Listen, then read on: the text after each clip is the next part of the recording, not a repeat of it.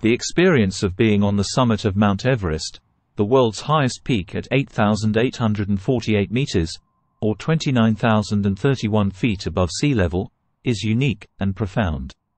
It is a remarkable accomplishment that comes with intense physical and mental challenges. Therefore, climbers who reach the summit often describe a sense of euphoria, fulfillment, and awe.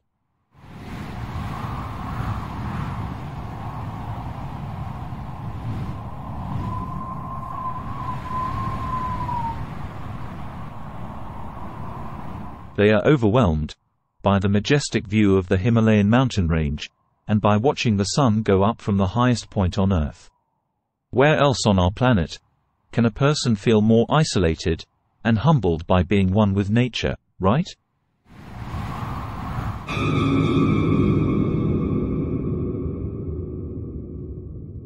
It is one of the deadliest climbing seasons in years on the world's highest mountain. And yes, Americans are involved. Chris Coolish, coming from Colorado, as you mentioned, died just yesterday. He joins 55-year-old Donald Cash from Utah, who was killed last week, 2 of the 11 who have died on the mountain just in the last 2 weeks. The cause of the deaths, mainly altitude sickness as a combination of lack of oxygen, exhaustion, dehydration.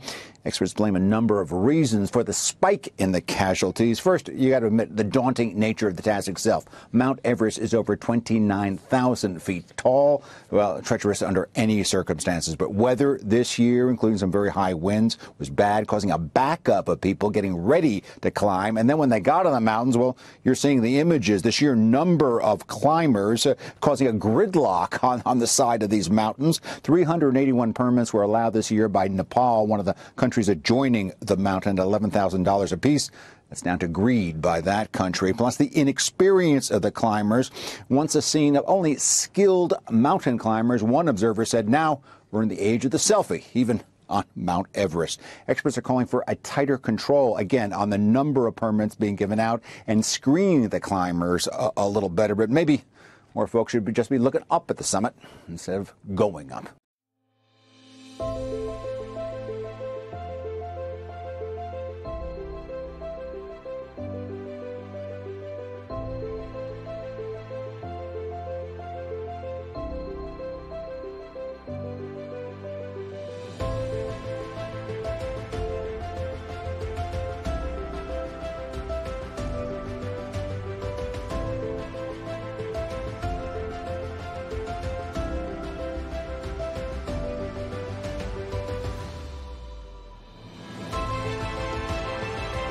After years of dreaming about it, and 7 weeks of climbing, New Zealander Edmund Hillary and Nepalese Tenzing Norgay reached the summit of Mount Everest at 11:30 a.m. on May 29, 1953.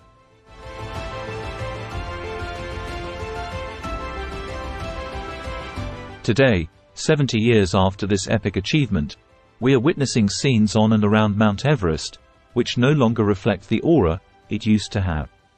Mountaineers, who successfully manage to ascend and descend the highest peak of our planet, often report having a bad feeling afterward, instead of the expected joyful euphoria.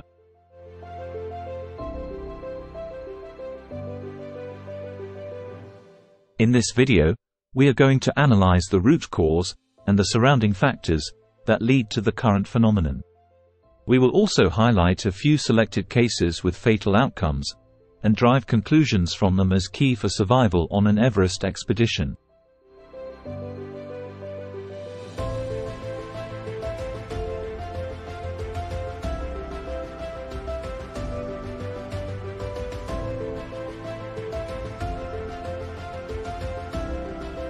Do you remember the 2008 movie, The Bucket List, by Rob Reiner?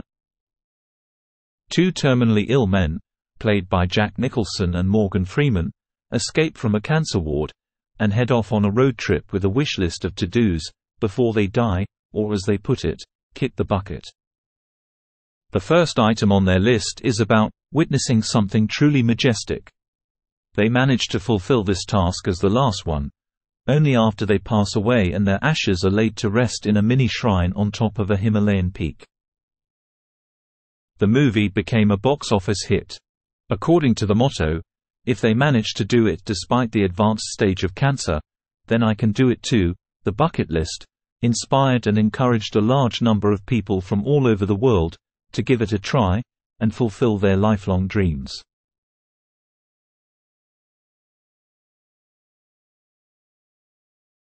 Now let's have a closer look at some randomly chosen cases, in order to understand the effects of this hype.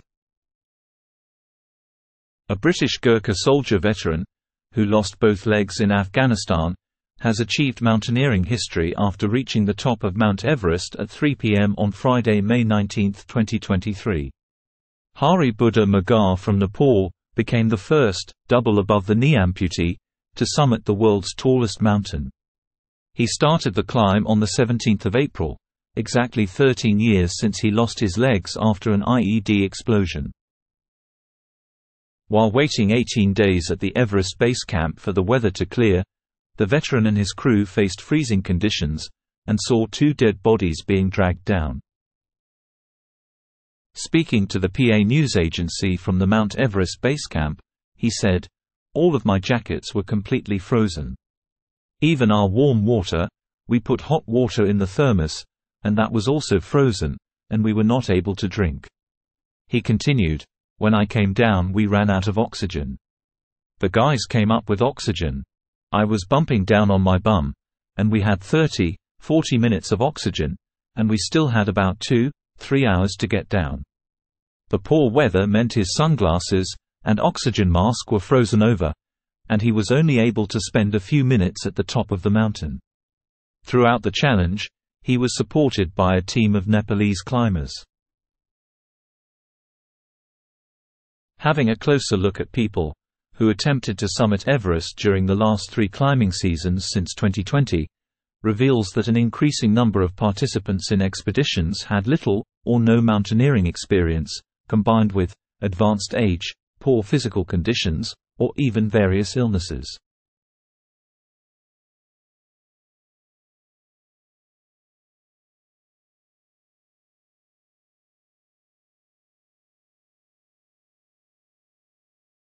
One such example is the case of Suzanne Leopoldina Hessis, a 59-year-old schoolteacher from India's western Maharashtra state.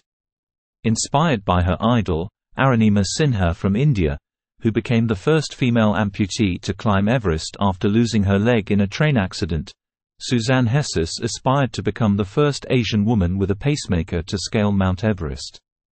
However, she died on Thursday, 18 May 2023 during acclimatization exercises after she climbed to 5,800 meters, only a little higher than the base camp of the world's highest mountain.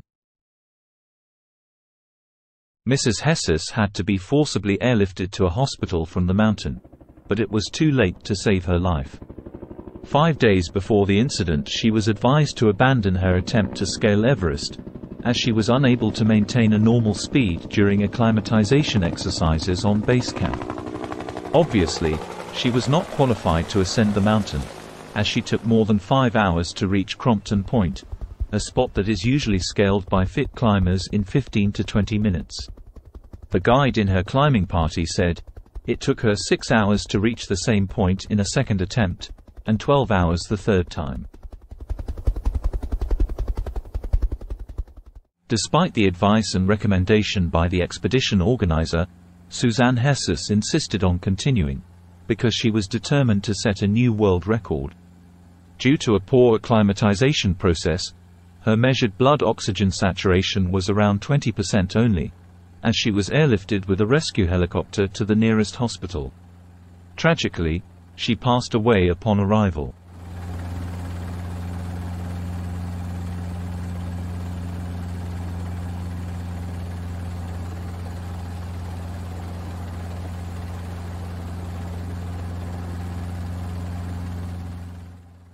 Climbers have to give their bodies time to acclimate to the lung-crushing conditions in the Himalayas before attempting to summit Everest.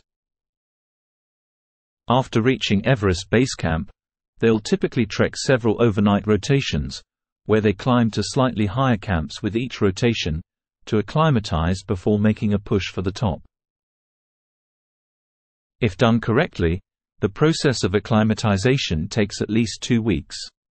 Over the course of those weeks at high altitudes, the body starts to make more hemoglobin, which is the protein in red blood cells that helps carry oxygen from the lungs to the rest of the body. Human bodies work best at sea level. Down here, oxygen levels are adequate for our brains and lungs. At much higher altitudes, our bodies cannot function properly. But if climbers want to summit Mount Everest, they have to brave what's known as the death zone.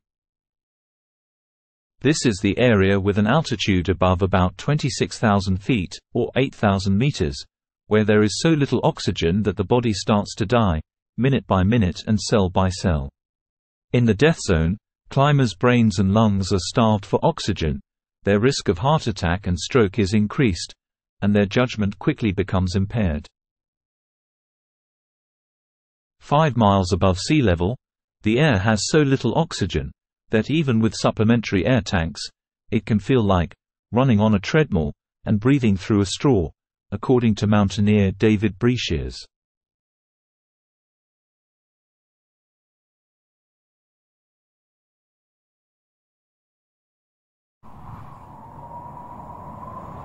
Typically, climbers attempting to reach the summit try to make it up and down in a single day, spending as little time as possible in the death zone before returning to safer altitudes.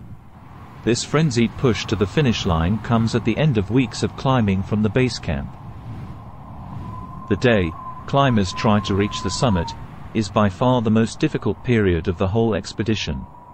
To summit successfully, everything needs to go exactly according to the plan, and the steps must be executed as swiftly as possible. Around 10 p.m., climbers usually leave Camp 4, which is located at 26,000 feet. The first leg of their climb is done in the dark, lit by starlight and headlamps only. About 7 hours later, climbers must typically reach the summit, or be somewhere very near to the top. After a brief rest filled with joy, celebrations, video and photographs, the expeditions are expected to start turning around, making the 12-hour descent out of the dead zone back to safety, and arriving at Camp 4 ideally before nightfall. Even with supplementary oxygen and full acclimatization, surviving in the dead zone over an extended timespan is a huge accomplishment. Combined with cold temperatures, and possibly bad weather conditions, like strong winds or a snowstorm, the human body essentially breaks down and starts to die. Mastering the dead zone therefore becomes a race against time. Unfortunately, those difficult conditions as shown in the video and the photographs became even worse.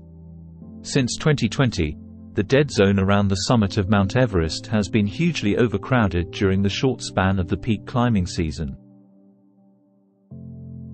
According to Sherpas and climbers, the increased number of deaths is due to crowding. The peak became so choked with climbers during a rare period of good weather that people were stuck in the death zone for too long.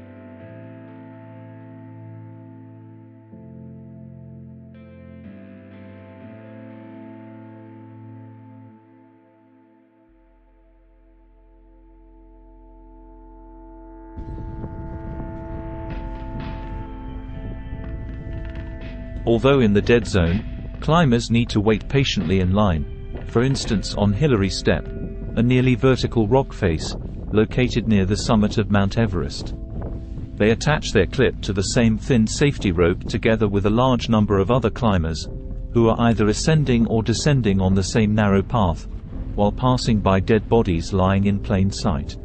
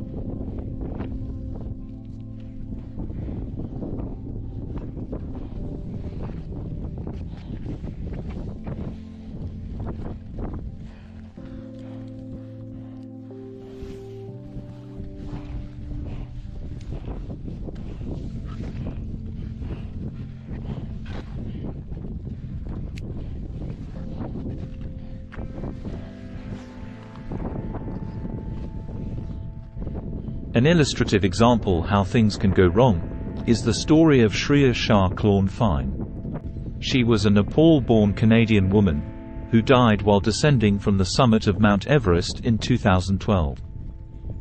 At the age of 9, Shriya had taken a helicopter tour of Mount Everest, and it became her lifelong dream to summit the world's highest peak.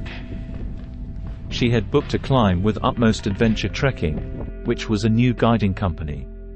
The cost of the climb was reportedly around $40,000, which was on the lower end of what other guide firms had charged. The total cost after adding in airfare and equipment was as high as $100,000. Shriya solicited donations via websites which included a computer-generated photo of her, purportedly in front of Mount Everest. She also organized several fundraising events which raised almost no money. As a result, her expedition was financed by taking out a second mortgage on her home. Putting on crampons for the first time, just before crossing the Khumbu Icefall, was dangerous, but her determination to reach the summit remained very strong. On the way to Camp 4, it became obvious that Shriya was not in the right physical shape for this formidable challenge. While other climbers continued with little difficulty, she was at the brink of collapse, despite the fact that at that altitude still plenty of oxygen was there to breathe. The head guide from Utmost Adventures and the accompanying Sherpas strongly advised her to break her attempt to summit and return back to the base camp, because the real difficult part of the expedition had not even yet started. Reportedly, Shriya dismissed this urgent plea to give up, as she was keen to fulfill her lifelong dream, and continued climbing with strong determination. From Camp 4, it is just half a mile straight to the summit, but even for the best climbers, the trip to the top and back to the camp takes 10 to 12 hours, all in the oxygen-starved dead zone. Shriya Shah reached the summit after 19 hours, and remarkably realized her dream, despite being the slowest, and having no prior mountaineering experience. She spent almost half an hour on the summit, savoring her victory. However, even at this triumphal moment, her oxygen supply was almost empty, and she already passed the point of no return. This fact diminished her chances to descend and reach Camp 4 before nightfall, to 0. A total of 26 hours in the dead zone, and 7 hours after leaving the summit, Shriya collapsed in the dark. The two Sherpas who were assigned to accompany her had no other option than to leave her to die. They continued the descent, after covering her body with the Canadian flag. Unlike many other climbers who died on Everest, Shriya Shah's body remained on the mountain for about 10 days before it was carried back down and cremated after a memorial ceremony in Kathmandu.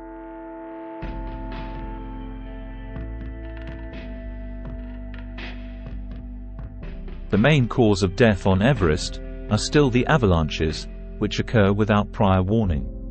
Nepal is a country where earthquakes happen quite often, and earthquakes also trigger avalanches in the Himalayan mountain range. Not only earthquakes, but also the effects of global warming and climate change make large masses of snow and ice, as well as the glaciers on and around Mount Everest, unstable.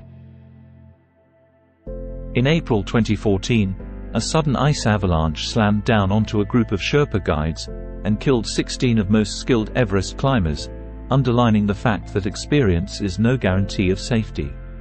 The disaster occurred at the Khumbu Icefall, long recognized as one of Everest's most dangerous spots, as the edge of the slow-moving glacier is known to crack, cave and send huge chunks of ice tumbling without warning. Similar incidents keep on repeating year for year.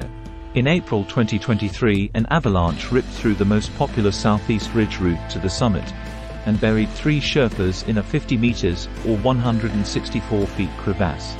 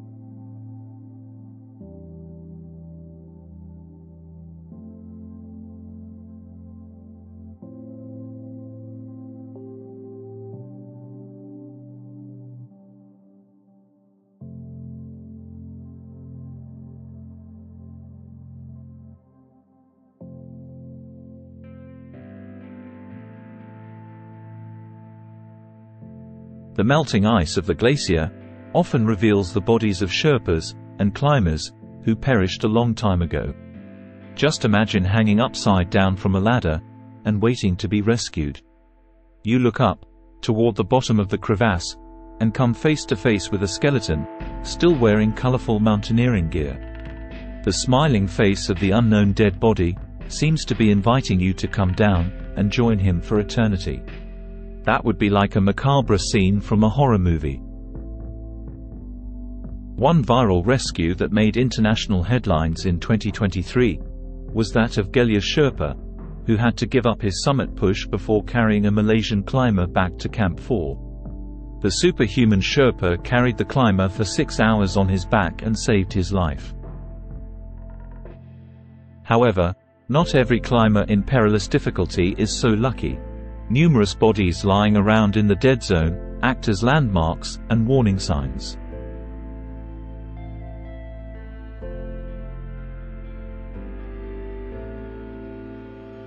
While there is nothing that could be done about the deaths that have already occurred, there are some steps that should be immediately taken, and effective measures rapidly implemented, in order to tackle two main problems to ensure the safety of mountaineers in the upcoming seasons. The first problem is caused by granting a large number of climbing permits, simply to anyone who applies for it. Although it is an open invitation to potentially fatal accidents, in 2023 the authorities in Nepal issued a record high of 478 permits to summit Mount Everest. Incredibly, those hundreds of climbers attempting to summit or descent toward Camp 4 depend on just one rope line, which can break at any moment. Due to the very short distance between each climber, one rockfall or collapsing serac could kill dozens. Like at Hillary Step, there is often no way to pass, and climbers can only go as fast as the other person in front of them. The Nepalese government has to come to senses and decide that the number of issued permits to summit Mount Everest during the narrow climbing season needs to be restricted, and prerequisites need to be applied to novices.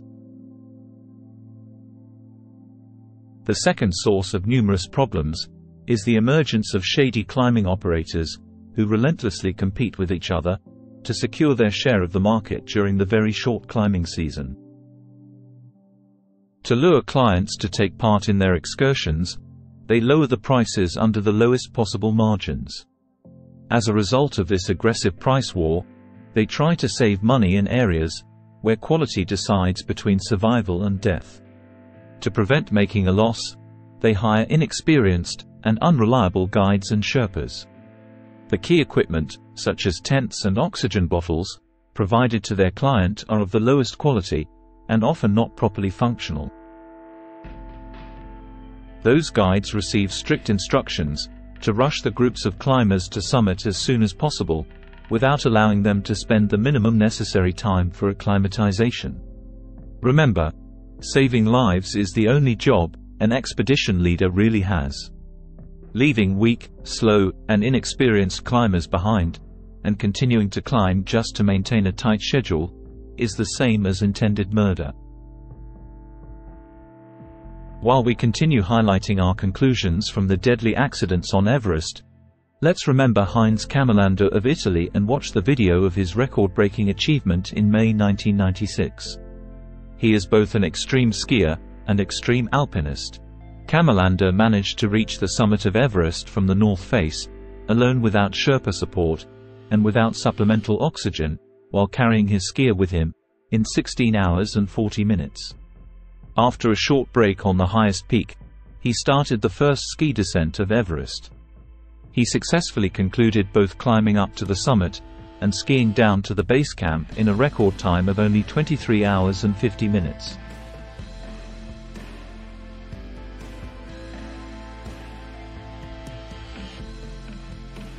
Another extremely important aspect is the topic of climbers' own responsibilities. There is a burden of responsibility on climbers, and on their level of experience. It is crucial to know your body, and allow enough time for acclimatization. Climbers most likely can count on receiving some help during crossing the Khumbu Icefall. However, In the dead zone, they can only rely on their own abilities.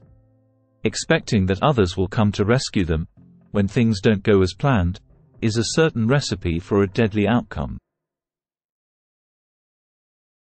Overconfidence in their own abilities, saving at the wrong end by using cheap or pre-owned mountaineering gear, and most importantly, rushing through the acclimatization process, will diminish the chances of survival, even if climbers manage to reach the summit and enjoy a short period of overwhelming victory and superiority.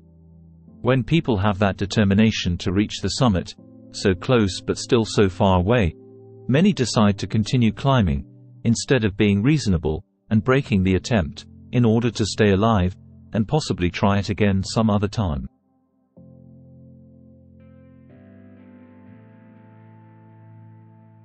We hope you find this video useful, and got some good value out of it.